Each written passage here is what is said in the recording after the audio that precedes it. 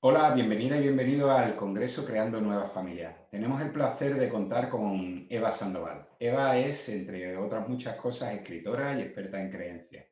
¿Y tú qué crees? Tu poder ninja y la conexión que nos une son tres de sus obras. Hija de padres separados, en cada conversación con Eva se disfruta del placer de sentir la conexión con un ser único e irrepetible, que se disfruta a sorbos pequeños y profundos como un buen té. Hola Eva, ¿cómo estás? Hola amigos, muy bien. Aquí encantada de escuchar vuestras palabras.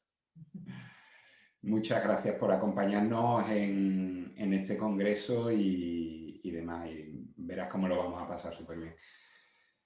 Eva, en una de nuestras conversaciones, nosotros dos hablamos de las separaciones como un duelo. Sin embargo, tú pusiste de relieve que la separación no tiene por qué ser un duelo en sí, sino que puede ser incluso algo liberador. ¿Nos puedes contar un poco más sobre esa visión? Pues sí, es una perspectiva nueva. En realidad, si nos ponemos históricamente, yo qué sé, 50 años, hace unos 50 años más o menos, romper un matrimonio era en sí una catástrofe. Es decir, se hacían muchas cosas por mantener un matrimonio como si fuera algo sagrado desde el punto de vista, sobre todo religioso, porque tiene mucha influencia religiosa. Entonces, eso de alguna manera nos ha dejado una herencia en la que cualquier cosa que se rompe respecto a una relación ha de ser un duelo. Entonces, es como empezar a ver lo roto como parte de el todo. Es decir, por ejemplo, los japoneses tienen un concepto que es muy bonito que se llama el kintsugi, que lo que hacen es que cuando algo se rompe, lo arreglan que se vea mucho lo que se ha roto porque se convierte en una obra única.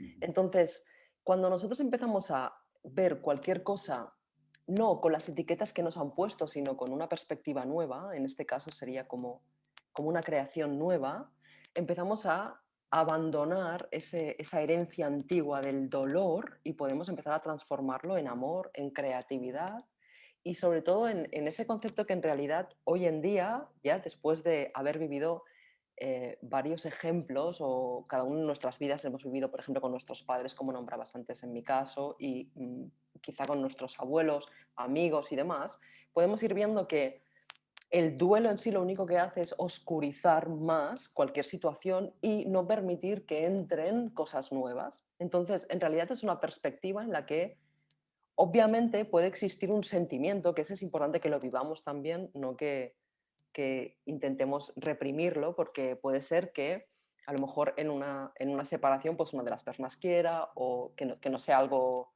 que tengan en común, es decir, que las dos personas digan pues me quiero separar y ya está, sino que a lo mejor una persona querría estar en la relación y la otra no. Entonces, es importante ver que en cualquiera de estas circunstancias una perspectiva de creatividad cuando nos ocurre algo así es mucho más útil que simplemente vivirlo como un duelo. Totalmente. Nosotros decimos que cuando una relación de pareja se termina, no se rompe la familia, sino que cambia de molde. Al final es eso, el abrirnos a otras posibilidades, abrirnos a otras formas. Alicia Sánchez Pérez decía que lo que sucede es que hay un sistema que se deshace y surge un sistema nuevo. Yo creo que tú lo que estás diciendo en pro de la creatividad, ¿no? Es como bueno, a ver qué te trae este proceso de vida que estás viviendo o que has elegido porque así lo has sentido y a ver qué te trae. Lo que pasa que yo ahí veo que en esa tradición de la que tú hablas cultural hay un peso muy grande que es la culpa, ¿no, Eva? Sí, sí, de hecho está muy relacionado. Si te fijas en las prácticas y los rituales católicos, se golpea la glándula del timo diciendo por mi culpa. Entonces, hace poco descubrí que la culpa en realidad antiguamente era algo que se pagaba. Es decir, la propia palabra era como un tributo y poco a poco vieron que tenía mucho más efecto hacer sentir a alguien mal emocionalmente por algo que había hecho que el simple hecho de pagar. Por tanto, ni siquiera la culpa es algo natural, es algo que viene del sistema de creencias que nos han inculcado en que hemos de sentirnos mal por algo que hacemos, cuando en realidad lo que necesitamos aquí es la palabra responsabilidad. Responsabilidad es la habilidad para responder. Entonces tenemos una situación nueva y lo que queremos es darnos cuenta de que la culpa no nos va a llevar a ningún sitio porque es algo adquirido y es algo que no sirve. De hecho, también me gustó mucho leer una vez que culpar a alguien es como beber veneno y esperar que le haga efecto al otro. Entonces, es como muy, realmente es algo que no nos sirve y cambiarlo por responsabilidad, es decir, poder darnos cuenta de que nuestra vida forma parte de un todo y que nos han educado, domesticado y adoctrinado para separarlo todo. ¿Sí? Nos meten en aulas cerradas con mesas unas al lado de otra diciéndonos que la geografía y las matemáticas no tienen nada que ver y se separan Ujú. y así vivimos. Y cuando vivimos una separación, en realidad forma parte de un todo, forma parte de nuestro propio crecimiento, forma parte de nuestro propio aprendizaje, forma parte de descubrir cómo relacionarnos con otras personas y de otra manera. Entonces, todo eso, la culpa tiene un efecto como de túnel, es como el miedo, ¿no? Que no te permite ver y darnos cuenta, ponerle claridad a eso y cambiarlo por responsabilidad es lo que nos puede activar las habilidades que tenemos para poder seguir con nuestra vida y viendo las experiencias que vivimos como un todo, como parte de nuestro propio crecimiento. Eva, en tu experiencia como hija de padres separados, ¿qué es lo que, en tu opinión, más necesitan los hijos cuando se encuentran, ¿no? Metidos en ese proceso de separación y a continuación de ese momento? Mi caso, responder a esa pregunta con mi caso que puede, o lo que yo viví, caso parece ahí como lo que yo viví, quizá mi circunstancia puede ayudar a otro tipo de personas, porque en mi experiencia, para mí que mis padres se separaran fue un auténtico... eh, Una liberación, dijimos antes. exacto, sí. O sea, para mí fue como, por fin, hay paz en mi casa. Por tanto, yo no la viví como algo malo, sino que era para mí como niña, a mí me ocurrió, se separaron mis padres cuando yo tenía más o menos 9 años. Y para mí fue como, porque aparte, claro, yo vivía con un personaje, que en este caso era mi padre, y hacía de personaje, pues, agresivo, claro, a mí me daba miedo cuando entraba en casa, sus reacciones, por tanto, que yo pudiera estar en una casa, en mi casa y saber que eso no iba a pasar más. De hecho, yo pasaba miedo cuando me venía a buscar. Claro. Entonces, claro, en mi caso fue una bendición el hecho de que se separaran. Yo no recuerdo ni un solo sentimiento de decir, ay, me gustaría que mis padres estuvieran juntos. Cuando tenía amigas y amigos que yo recuerdo eso, que ellos sufrían mucho porque sus padres estuvieran juntos y yo pensaba, pues no sé por qué. Sí, y claro, depende del punto de inicio. En mi caso era mucho mejor estar así. De hecho, yo siempre le preguntaba a mi madre luego, ¿por qué no se había separado antes? Siempre le preguntaba, ¿por qué te separaste antes? Y ella siempre me decía, por vosotros. Ojo, que eso también es muy interesante, que muchas veces se hacen cosas por los hijos cuando en realidad la bendición es separarse. Mm. Y no tiene que haber, creo yo, casos, situaciones vitales como la que vivisteis en vuestra familia, en tu familia de origen, donde estaba, como tú dices, ese personaje, ¿no? Del que fue un alivio, con el que fue un alivio dejar de convivir. Esto lo escuchamos muy a menudo, Eva. El no me separo por mis hijos o por mis hijas, no me he separado antes por este motivo, y es echarles la responsabilidad precisamente. Y yo ahí veo dos cosas. Veo por un lado el miedo a enfrentarme a este proceso vital que tiene una carga social y un juicio social muy grande, todavía es casi que tabú y no está bien visto. Y por otro lado, ese malentendimiento de que los niños y las niñas necesitan esa familia estándar, un padre y una madre y conviviendo. Y a lo mejor no hay relaciones llevadas a esa situación que vivían tu padre y tu madre, pero hay de la misma manera una violencia no explícita que está en el desgaste emocional, en el hastío, en el conformismo.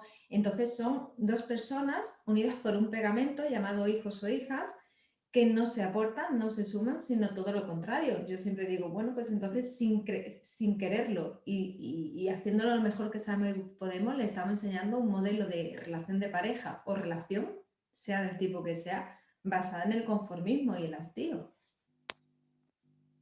Sí, claro, es que tus propias palabras te están llevando a que las personas que estén en esa situación que hagan una reflexión realmente.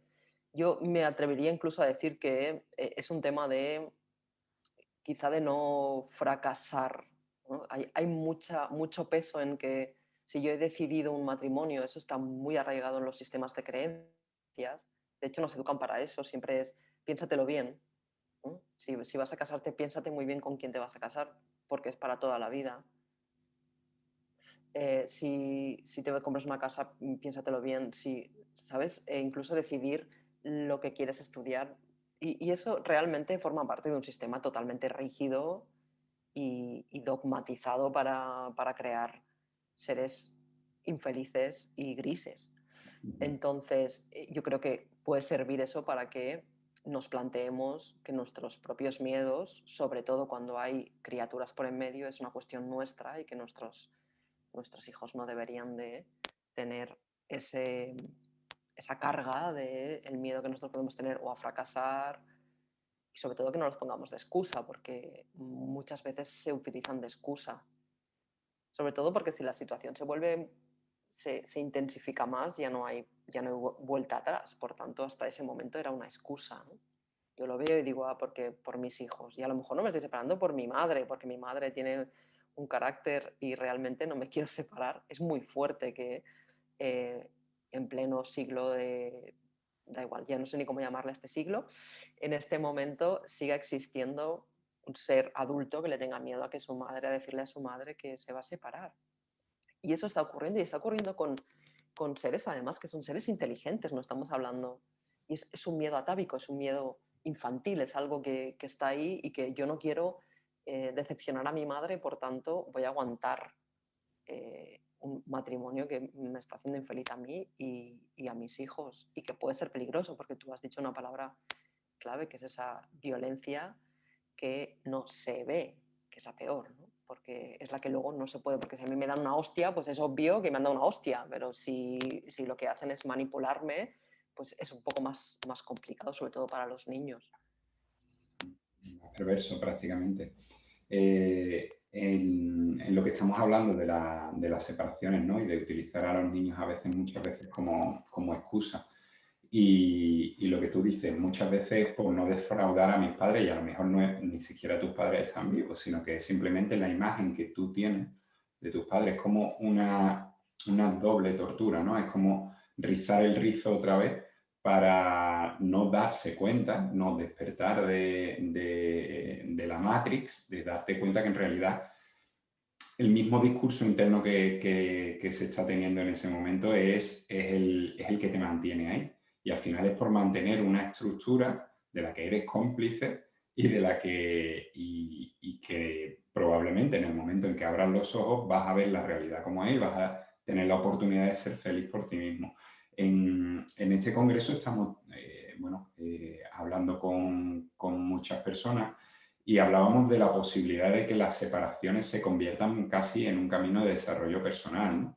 Y de cómo hasta que no te metes en ese proceso, no te das cuenta muchas veces de muchas cosas que tienes guardado ahí en ese trastero que hay que ir limpiando y demás, ¿no? Y te crees que eres libre, ¿no? O me creo que soy libre, me creo que soy libre y que no me importa la opinión de los demás. Y ahora, cuando llega el momento de separarme, ¿cómo le voy a contar a no sé quién o mis amigos? ¿Cómo les vamos a explicar que hemos decidido esto? ¿Cómo vamos a contar que vamos a mantener una relación de otra manera? O incluso que no vamos a ser tan convencionales de llevarnos mal, aunque nos hayamos separado, ¿no?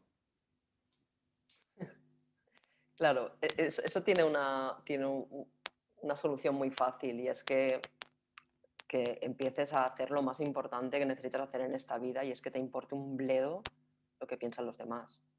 Es decir, recuperar el centro y recuperar el equilibrio y funcionar desde ahí, es decir, hacer las cosas desde el corazón, hacer las cosas no desde la mente.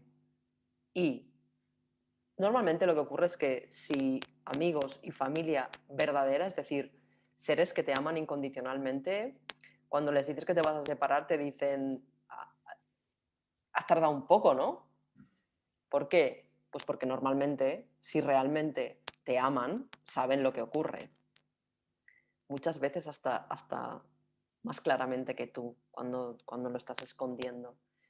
Y los que no, pues, oye, selección natural yo le llamo. Yo le llamo selección natural. Para mí estos procesos de crisis, que en realidad la palabra crisis viene de crinos, del griego, significa separar el grano de la paja, me parecen muy potentes para poder podar el árbol de nuestra vida y que si la rama crece, pues que vuelva a crecer y si no, pues una cicatriz preciosa. Entonces, eso es lo primero que queremos porque que un ser adulto, como me ocurrió a mí el otro día, con una amiga que yo le llevo preguntando, no sé, 3 años cuando se separa y ella siempre se ríe, cada vez queda menos conmigo porque, claro, No quiere y, escucharlo. y me lo dice, ¿eh? Y se ríe.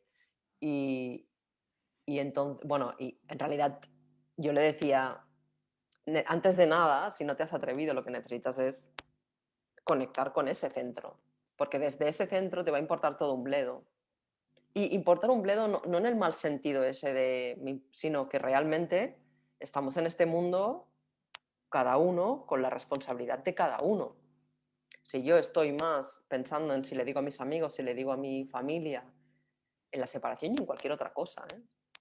Que yo siempre me acuerdo que el último negocio que dejé ganaba muchísimo dinero y era ya una ser adulta y no se lo dije a mi familia. No se lo dije hasta que era obvio. Entonces, que pasa la separación y pasan otras cosas. Claro. Eh, y cuando una tiene el centro, pues se pone delante y dice, pues mira, me separo, dejo esto, hago esto. Y si existe un respeto por parte de la otra persona, que siempre será un reflejo del respeto que tenemos por nosotros y que normalmente no hacemos este tipo de cosas que sabemos que necesitamos hacer porque no nos respetamos.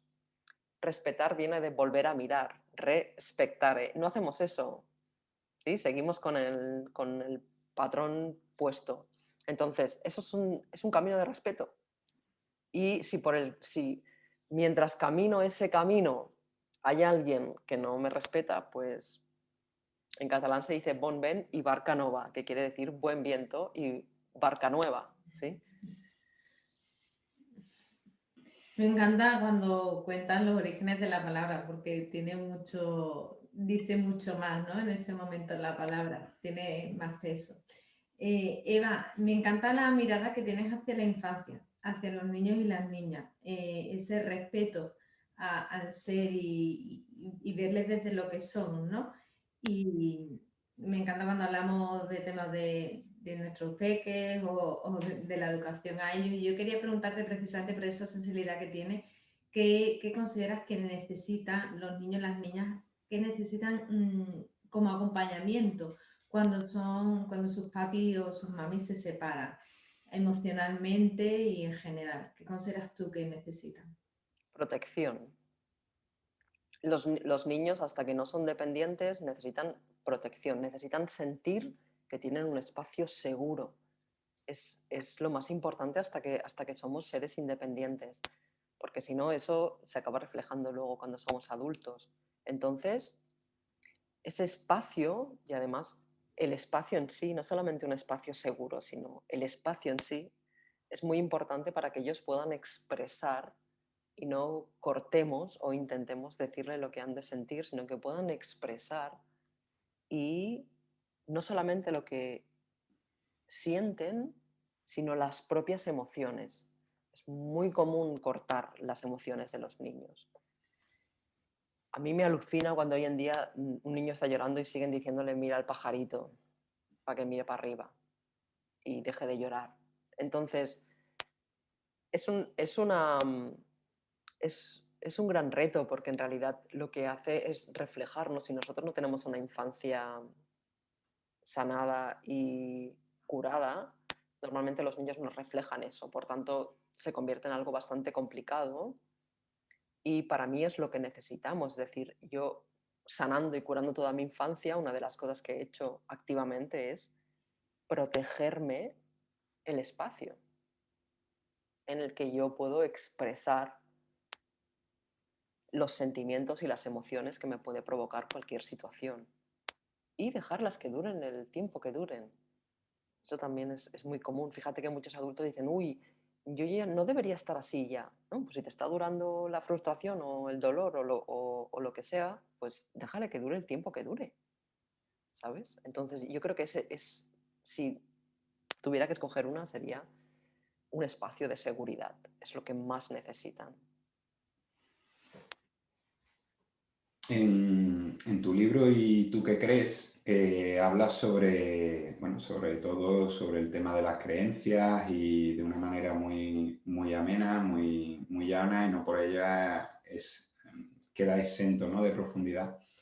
Eh, para ti el tema de las creencias además es algo que llevas muchísimo tiempo trabajando, bueno, trabajando no, jugando, mejor dicho, con ellas y demás. Entonces, quería preguntarte, esta cuestión de las creencias, el papel que juegan cuando hablamos precisamente de eso, ¿no? De un proceso de separación. Ya hemos activado algunas cuestiones al respecto, pero ¿qué destacarías tú sobre todo? Las creencias normalmente para cuando los padres se separan y los niños son conscientes, que me refiero a con un bebé es consciente siempre. De hecho, ya hay pruebas de que responde desde que está en el útero. Me refiero a que ya pueda decirte me pasa esto, me pasa lo otro. Para ese momento el niño ya está plenamente domesticado. Entonces, el sistema de creencias tiene una influencia pues casi del 99%, yo diría. Entonces, llegamos tarde. Es decir, llegamos tarde porque esa domesticación ya está tan infiltrada en la sociedad que para cuando el niño todavía está gestionando la separación de sus padres, llega el lunes y se lo levanta a una hora que el niño no se quiere levantar, se lo lleva a un lugar donde el niño no quiere ir y se le pone a hacer cosas que el niño no quiere hacer. Entonces ya está perfectamente domesticado, ya tiene un sistema de creencias que le dice, da igual lo que tú sientas, esto es lo que hay que hacer. Entonces, tiene todo el efecto de que te puedas imaginar y más. Por eso creo que es importante, al menos en esos espacios, que son espacios muy potentes, porque el ser está muy delicado, está muy vulnerable, en esos espacios poder expresar una visión, la visión particular que tengan de la experiencia propia de los padres y de la razón por la que están haciendo lo que están haciendo y sobre todo a hablarles. ¿Sí? Entonces, los sistemas de creencias son algo que cuando ya tienes cierta edad solamente se puede hacer algo con ello cuando ya eres adulto, porque los niños cuando tienen 9 años, la mayoría de su sistema ya funciona en función de una información que, como todos sabemos, viene de una domesticación a propósito, ¿sí? O sea, se les ha hecho ser así. Entonces, yo creo que hablar con ellos es lo más importante y hacérselo, o sea, ayudarles a ver que lo que tienen son creencias, que es una cosa que creen, y volverles a dar la oportunidad, que para mí es la manera de solucionar el tema de las creencias, volverles a dar la oportunidad de experimentar. Es decir, abrir otro espacio en el que puedan experimentar aquello que quieren experimentar. Es decir, si están viviendo algo en el que los padres cuando se van de casa, uno de ellos le dice, te voy a echar de menos, que es una de las cosas que también habíamos hablado y vosotros reflejáis muy bien, em, que cuando se lo exprese al otro, pues el otro le diga que eso es información. Es decir, esa persona está creyendo que va a echar de menos, pero que él no puede sentirse mal por el hecho de que otra persona le eche de menos. Entonces, al final, es un diálogo y los niños son poderosísimos. Todavía tienen una parte muy importante, pero sigue quedando ese 1%. Y ese 1% es muy poderoso en un niño, muy poderoso. Es decir, que me parece que fue Rebecca Bill que dijo que si un niño tiene un solo adulto a su alrededor con conciencia, va a captar eso, porque eso es su esencia. Por tanto, si nos convertimos en eso, si le ayudamos a ser consciente de todo, eso lo va a absorber.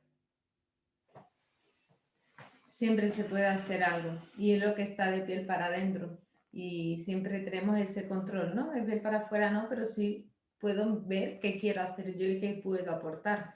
Y a mí eso me ha recordado lo que nos dicen muchas veces, ¿no? No es que yo sí quiero llevar una separación consciente, respetuosa, pero la otra parte no. Entonces yo siempre digo que que una de las partes ya quiera, ya esté disponible y dispuesta para ello, ya es el 50%. Y emocionalmente es mucho más que la mitad. Precisamente por eso que tú estás diciendo, porque ya le está dando eso que necesita, que es la sensación de seguridad, de confianza, de protección, y esa criatura ya tiene, yo digo que entre el amor y el miedo, el imán hacia el amor tira, porque es el imán natural. Por lo tanto, le va a dar, hay una cosa que no necesita, pero bueno, Miguel Ángel también dice siempre que hasta de los malos ejemplos se aprende, ¿no? Y son oportunidades para, ya veremos para qué, pero darle eso. ¿Qué le dirías tú, Eva, a esa persona que puede estar escuchándote y dice, sí, yo quiero hacerlo desde ahí, pero es que la otra parte no está por la labor? ¿Qué propuestas le puedes hacer para que en lugar de tirar la toalla y diga, pues me dejo al miedo o a esta guerra, pues se quede en su centro? Que haga el 50% del camino. Una vez conocí a un ser magnífico, educado en la cultura hindú, y cuando quedaban con alguien no quedaban en el sitio, quedaban en la mitad del camino siempre. Y era porque cada uno hacía la mitad. Entonces, cuando estaban allí, si la otra persona no había llegado, seguían su camino. Entonces, que haga su parte del camino. Y en el caso de una pareja, cuando digo pareja me refiero a dos, pues es fácil, 50%. No más, porque entonces ahí es cuando también el exceso puede... Bueno, igualmente tú lo has nombrado también y con la frase tuya, Migue, de en realidad yo no estaría aquí si mi padre no hubiera sido ese personaje. Por tanto, los niños también queremos relajarnos un poco en eso y saber que los niños viven lo que necesitan vivir para sus vidas y que probablemente en el momento en el que eligieron sus padres sabían perfectamente quién eran y los eligieron perfectamente o los elegimos perfectamente. Entonces, es importante también dejar que lo que sea que ellos necesiten también sea dado. No intentar que... Sí, una cosa es la protección con los niños. Yo con eso, con la mal llamada educación, tengo hay mucha confusión en eso. Una cosa es proteger un espacio seguro para que la niña pueda desarrollarse y lo otro es irme al campo con un precipicio de 200 metros y dejar ese espacio. Ese espacio hay ciertos límites y cuando la niña se vaya a acercar al precipicio, pues yo me voy a poner como barrera física para que la niña no pase sin más explicación. ¿Eso qué es? Eso es un límite, ¿sí? Eh, entonces queremos encontrar el equilibrio en eso, queremos saber qué parte de este desarrollo propio de la niña cuando está viviendo cierta situación, porque esto cuando ocurre, pues a lo mejor la niña tiene 6 o 9 o da igual 11 o lo que sea. Entonces queremos tener en cuenta las circunstancias actuales y a partir de ahí actuar en función de ese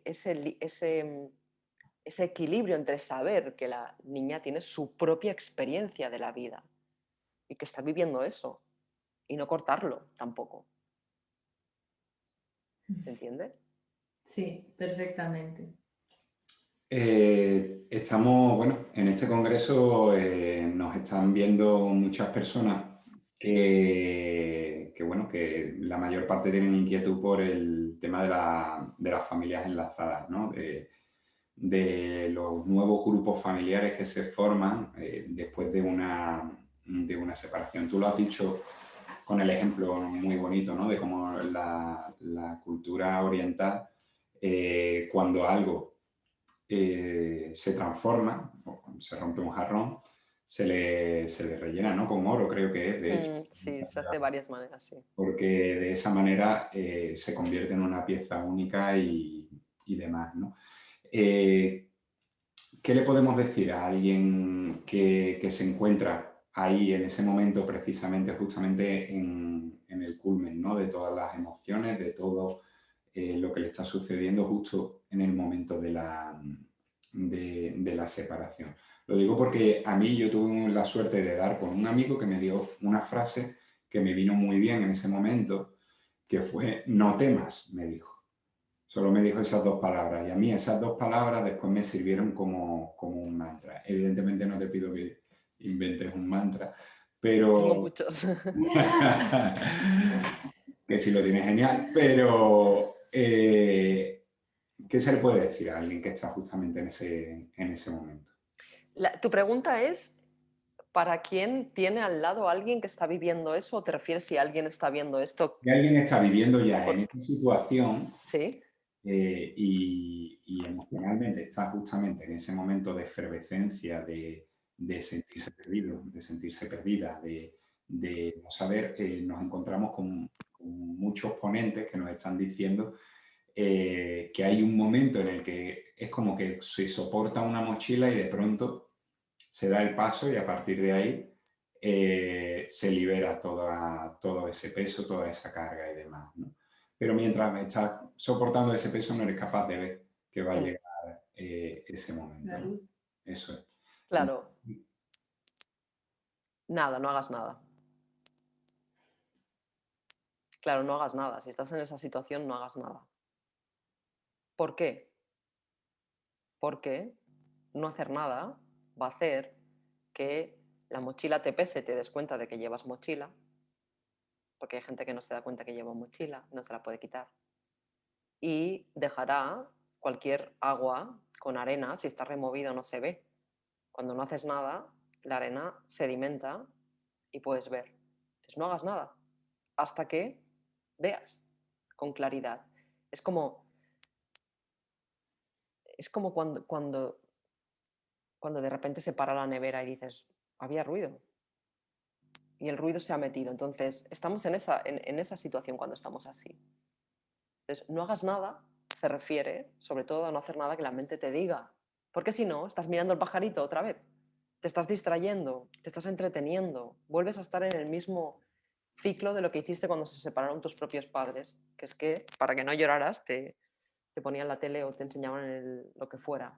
¿Sí? Entonces, no hacer nada es un proceso muy importante en un ser domesticado, dogmatizado y adoctrinado. Porque ese estado de nada es el estado en el que vas a poder empezar a sentir hacia dónde moverte. Es decir, llevas no sé cuántos años remando a contracorriente y el teléfono, no sé qué, la madre, lo sigue. Todo vas remando a contracorriente y de repente no hacer nada quiere decir dejar de remar. Entonces, mucha gente, algunas personas no quieren no hacer nada porque hay una domesticación para robotizarnos y les han enseñado que si no hacen nada no va a pasar nada. Cuando no haces nada pasa todo, todo lo que necesita pasar. Es decir, dejo de remar y ¿a dónde va? ¿A dónde voy? Hacia dónde va la corriente. Entonces, del río llego al océano. Es natural, no hay más lugar donde ir. Lo que yo recomiendo es eso, no hacer nada. Dicen que la infelicidad del ser humano domesticado viene de la incapacidad de no hacer nada. Entonces, párate. Cuando digo nada me refiero a nada. Sí, que en realidad estarás haciendo mucho porque estarás respirando, te estarás reequilibrando, estarás recuperando tu esencia, estarás dejando pasar los pensamientos, porque cuando no haces nada tampoco le haces caso a tu mente, por tanto, estarás dejando pasar los pensamientos y bajará la arena, podrás ver con claridad y a partir de ahí sueltas la mochila o abres la mochila, esto no, esto no, esto no, esto no, y esto sí, y esto sí. Lo pones tú porque quieres y a caminar. Y ahí ya se ve. Es como si la niebla se va. Antes no, antes si intentas hacer cosas vas dando palos de ciego, ¿no? De ahí, ¿no? Rollo, vas golpeando donde no ves. Entonces, relax, relax, que no pasa nada. Que nos han domesticado para hacernos creer que pasa algo. Sí, que va a pasar algo malo, que todo se va a derrumbar, que quién va a pagar las facturas, que... Relax. Si estamos en este mundo, hemos llegado aquí después de 9 meses de saber todo, de sabiduría pura. No hay ningún bebé que en el útero esté diciendo voy a poner una oreja aquí, la otra aquí, un ojo aquí y el otro aquí. No, forma parte de la sabiduría y de la, de la energía, forma parte de la vida. Esa energía sigue siendo tú. Pero si estás ahí, no, no, esto tiene que ir para acá, con tu mini ego intentando hacer algo, o sea, te vas a agotar. Que no pasa nada, porque luego al final, mira qué ocurre, ¿no? Cuando nos agotamos del todo, pues ya no hay más, ahí sí que ya no hay más narices que Más ponerse a pelear. descansar, que no hacer nada. Es como, no me encuentro mal y estoy en la cama, no me puedo mover. Y yo pienso, bueno, pienso y lo digo. Ah, genial, pues me alegro. ¿Por qué? Pues porque llega un momento en el que es tan fuerte que esa es la opción. Entonces, hazlo antes, respira, la vida sigue. Mientras estás viva hay movimiento. Por tanto, que tú no hagas nada no quiere decir que no esté pasando nada. Y ahí observa, contempla, recupera los valores de la humanidad, contempla, escúchate, escucha a los demás, disfruta de un paisaje, de caminar descalza, de respirar, de sonreír a un extraño, extraño entre comillas, porque es un hermano tuyo, pero te han dicho que es un extraño. Sí, de juega, todo ese tipo de cosas. Y ahí lo que haces es, vas parando la energía domesticada, dogmatizada y adoctrinada y empiezas a sentir y de repente un día dices, por aquí, y por aquí. Totalmente. Bueno, Eva, pues no quiero terminar sin preguntarte porque nosotros somos fan de tus libros, además de ti, y queríamos preguntarte cómo surgió la idea inicial de escribir. Yo también soy fan vuestra, lo digo aquí públicamente. Pues la idea de escribir surgió de parar un día y no hacer nada, literalmente, y decirme a mí misma, voy a estar siempre donde quiero estar. Saqué la katana, corté un montón de ramas y empecé a caminar mi propio camino. Y en ese camino empecé a ver diferente. Empecé a deshacerme de mis creencias, a incorporar conocimiento y experiencias que hacían que las creencias fueran cayendo, obviamente. Y ahí empecé a expresar todo en un blog de internet y empecé a colgar posts sobre esto, sobre lo otro. Y después de un tiempo, una mujer me dijo, oye, Eva, mi madre no utiliza internet, pero le vendría muy bien eso que escribes. ¿Por qué no escribes un libro? Y dije, ¿eh? ¿Un libro? Pues lo voy a pensar. Y entonces me di cuenta de que tenía contenido suficiente en el blog para escribir un libro. Y así lo hice.